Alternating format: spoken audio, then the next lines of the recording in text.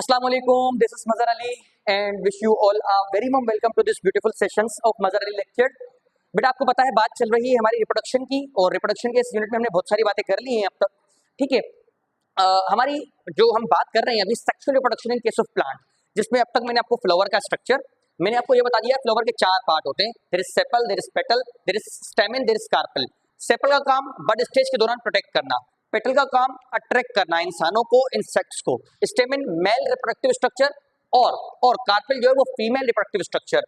मैंने आपको बताया था ये जो स्टेमन है इसके अंदर माइक्रोस्पोर मेल गैमीट्स बनेंगे और जो ये कार्पेल है इसके अंदर मेगास्पोर फीमेल गैमीट बनेगा।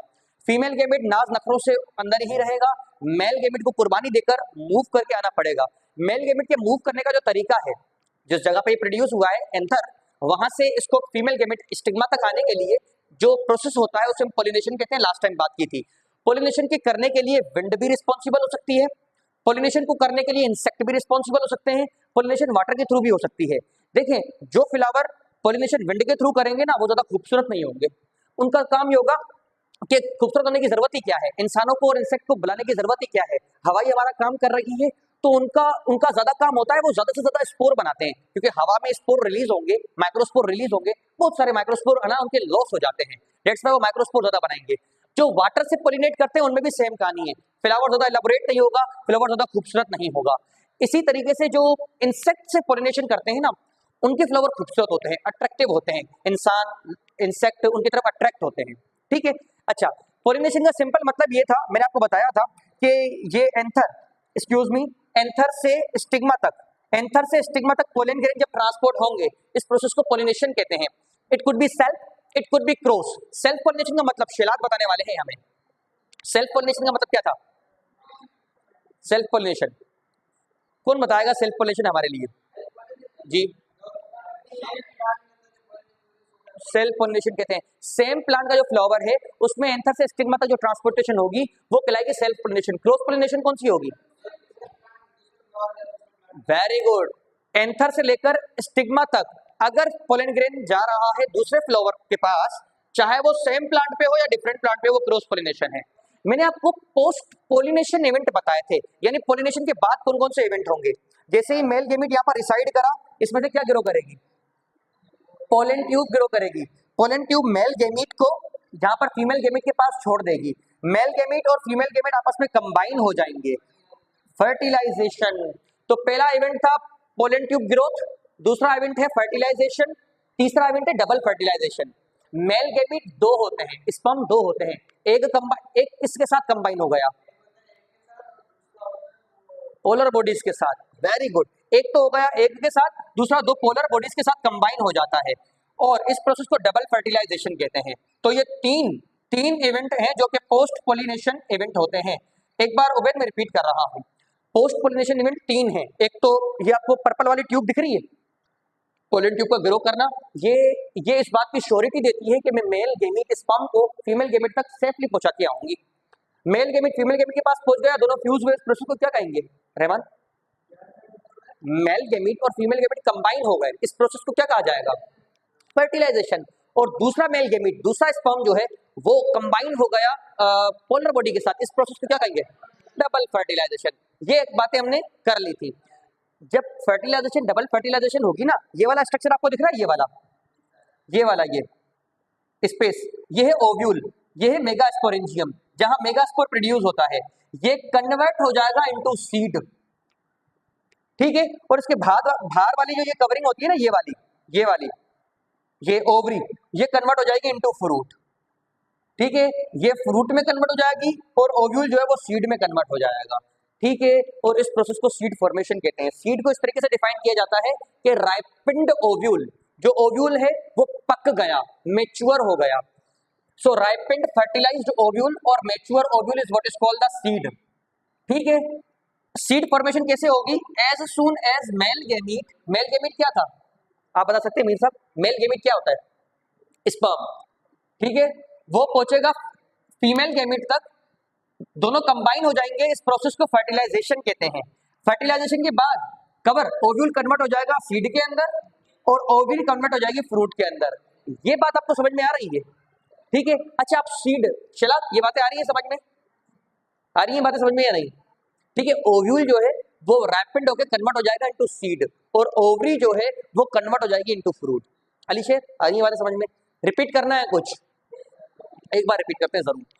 बेटा मैं बता रहा हूं, जैसे ही मेल गैमीट फीमेल गैमीट के पास पहुंचेगा, दोनों फ्यूज करेंगे, जो ओव्यूल है वो सीड में कन्वर्ट हो जाएगा और जो ओवरी है वो फ्रूट में कन्वर्ट हो जाएगी।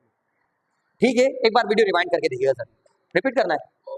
ठीक है, और ओवरी फ्रूट में कन्वर्ट हो जाएगी। मैंगो है ना हमारे पास, ये जो मैंगो का जो थैलेमस हम खाते हैं, ठीक है, जो भी चीज हम खाते हैं मैंगो की वो ओवरी है, जो उसके अंदर सीड मौजूद है वो ओव्यूल है। ये बातें आ रही है समझ में या नहीं? ठीक है, सीड के कुछ पार्ट होते हैं, ये हमारे पास एक जर्नल सीड है, सीड के कुछ पार्ट होते हैं। सीड में सबसे पहले ये आउटर वाली कवरिंग होती है, ये वाली दो कवरिंग होती है, इन दोनों को सीड कोट कहा जाता है। इस सीड कोट का काम यह है कि सीड को रेडिएशन से, सीड को ज्यादा वाटर से, सीड को टेम्परेचर से बचाना। ठीक है, ये सीड कोट का काम है। नंबर 2 दूसरा पार्ट होता है एंडोस्पर्म। आप डबल फर्टिलाइजेशन आपने बताई थी कि पोलर बॉडी और ये कंबाइन हो जाएंगे स्पर्म। अब इनका पता है क्या होगा, ये कन्वर्ट हो जाएंगे इनटू एंडोस्पर्म। एंडोस्पर्म का काम पता है क्या होगा, जो जायगोट में से एम्ब्रियो ग्रो करेगा। देखें, ये मेल और फीमेल गैमेट कंबाइन हुए, मेल फीमेल गैमेट कंबाइन हुए, इनसे क्या बनेगा जायगोट। जायगोट से आएगा एम्ब्रियो, जिसे हम बेबी भी कह सकते हैं, कंपेयर कर सकते हैं एम्ब्रियो को। अब जिस तरीके से ह्यूमन का बेबी डेवलप कर रहा होता है ना, ह्यूमन का बेबी डेवलप कर रहा होता है तो उसको न्यूट्रिशन मदर के प्लेसेंटा के थ्रू मिल रही होती है। इसी तरीके से इस एम्ब्रियो को न्यूट्रिशन प्रोवाइड करने की जिम्मेदारी एंडोस्पर्म की है, और ये एंडोस्पर्म इस पोलर बॉडी और स्पर्म के कंबाइन होने से बना है। ठीक है, ये एंडोस्पर्म इसको न्यूट्रिशन प्रोवाइड कर रही होगी। ये बात आ रही है समझ में? सीड कोट का काम क्या था जी? Very good. और एंडोस्पर्म का काम क्या है? जायगोट से जो एम्ब्रियो बना उसको न्यूट्रिशन प्रोवाइड करना, खाना प्रोवाइड करना, जब तक वो डेवलप नहीं हो जाता। इसी तरीके से एम्ब्रियो, ये यंग इंडिविजुअल है जिसमें से प्लांट आएगा, एम्ब्रियो में से प्लांट आएगा। ठीक है, एम्ब्रियो में से जो है वो प्लांट आएगा। अच्छा, एक और स्ट्रक्चर भी होता है कोटिलिडोन। ठीक है, कोटिलिडोन, कोटिलिडोन, ठीक है, ये वाला जो स्ट्रक्चर है ये कोटिलिडोन है। अच्छा, कोटिलिडोन का काम ये है कि जब तक सीड के स्टेजेस हैं, जब तक सीड ग्रो नहीं कर रहा, ये थोड़ी बातें ध्यान से सुनना, जब तक सीड ग्रो नहीं कर रहा तब तक उसको न्यूट्रिशन एंडोस्पर्म प्रोवाइड करेगा। जैसे ही सीड में से सीडलिंग स्मॉल प्लांट निकला ना, उस टाइम पे खाना देने की जिम्मेदारी कोटिलिडोन की आएगी। एंडोस्पर्म कहेगा भाई मैंने बहुत जिम्मेदारी संभाल ली, सीड बना तब से लेकर के जब तक ये ग्रो करना शुरू हुआ तब तक मैंने खाना दिया, अब ये ग्रो कर रहा है, कुछ काम तुम भी तो करो। अब मैं नहीं करूंगा, अब आप मैच्योर हो, ये काम करेगा कोटिलिडोन। ठीक है, ये बात आ रही है समझ में? कुछ सीड के अंदर एक कोटिलिडोन होता है, कुछ सीड के अंदर दो कोटिलिडोन होते हैं। अगर सीड के अंदर एक कोटिलिडोन होगा तो वो मोनोकोट सीड है, दो कोटिलिडोन होंगे तो डायकोट सीड है। ये भी याद रखो, मोनोकोट सीड वाले जो प्लांट है ना वो थिन होते हैं, डायकोट वाले मोटे होते हैं। ये बात आ रही है समझ में? अच्छा, कुछ सीड बड़े खास होते हैं, उनमें एंडोस्पर्म एंड में बच जाता है, मतलब वो पूरा एंडोस्पर्म खा नहीं पाते, खाना पूरा खत्म नहीं कर पाते, कुछ ना कुछ एंडोस्पर्म उनमें बच जाता है जब वो ग्रो कर रहे होते हैं। ऐसे काइंड के सीड को एंडोस्पर्मिक सीड कहा जाएगा। और कुछ सीड तो इतने भूखे होते हैं पूरे का पूरा एंडोस्पर्म चट कर जाते हैं, वो एक्सोस्पर्मिक सीड्स हैं। तो ये सीड्स की टाइप है। अब तक मैंने आपको सीड क्या है, सीड फॉर्मेशन और सीड के ये फॉलोइंग पार्ट दिखाए हैं। जो आपको समझना है वीडियो रिवाइंड करके जरूर देखिएगा। सीड की टाइप्स बताई हैं on the basis of number of cotyledon और based on the fat of endosperm, कि एंडोस्पर्म अगर है तो क्या होगा, कौन सा सीड होगा, एंडोस्पर्मिक, और अगर खत्म हो गया एंडोस्पर्म तो एंडोस्पर्म और कोटिलिडोन में डिफरेंस कौन बता रहा है हमें, एंडोस्पर्म और कोटिलिडोन में डिफरेंस कौन बता रहा है जी? जब तक सीड ग्रो नहीं करेगा तब तक न्यूट्रिशन एंडोस्पर्म प्रोवाइड करेगा, जैसे सीड ने ग्रो करना स्टार्ट किया तो न्यूट्रिशन कौन प्रोवाइड करेगा, कोटिलिडोन। ठीक है, कोटिलिडोन। उसके बाद फ्रूट को थोड़ा सा देख लेते हैं, फ्रूट थोड़ा सा फ्रूट देख लेते हैं। Fruit ripened form of ovary, ovary जो है वो राइपेंड हो जाएगी, फ्रूट में कन्वर्ट हो जाएगी। फ्रूट तीन तरीके के हैं, we have true fruit, we have false fruit, we have parthenocarpic fruit. True fruit की खासियत ये है कि वो ओवरी से डेवलप करेगा, फॉल्स फ्रूट की खासियत ये है कि वो ओवरी से डेवलप नहीं करेगा, किसी दूसरे स्ट्रक्चर से ग्रो करेगा।